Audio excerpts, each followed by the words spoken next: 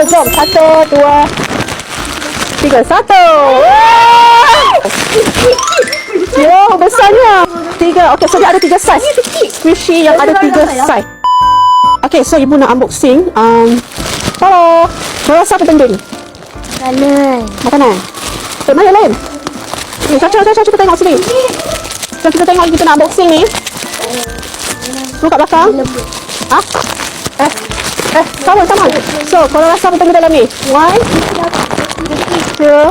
Okay, kita buka belakang. Langsung dah.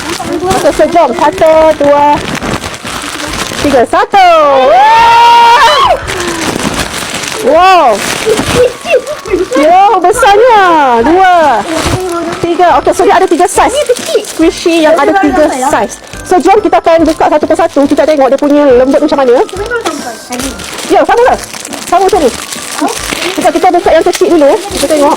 Okay, dia punya ni macam mana. Oh. So, dia punya ni macam ni.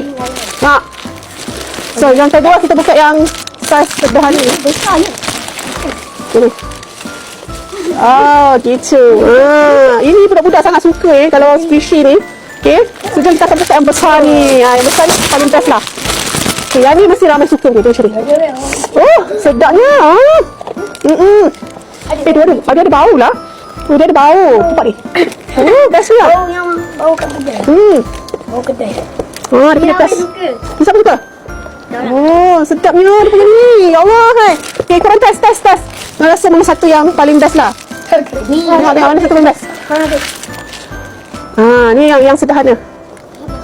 Ni yang paling kecil. So, kalau ibu suka yang besar tu.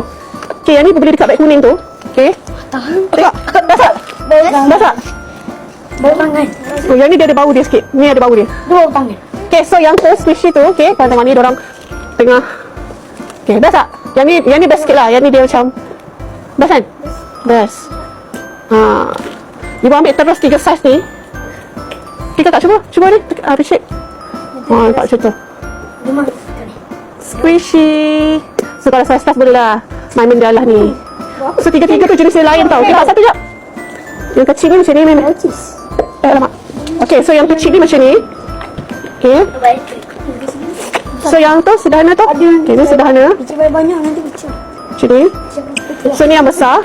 Sekejap. So ni yang besar. Nampak tak? Best gila. Oh, best gila. So korang klik je kat beg kuning tu, beli kat situ. Murah je korang. Beli 3 terus lah kalau korang suka. Tapi paling suka yang besar tu. Kalau korang suka yang jenis yang macam best sikit kan, korang macam sedap tu kan, korang ambil yang besar.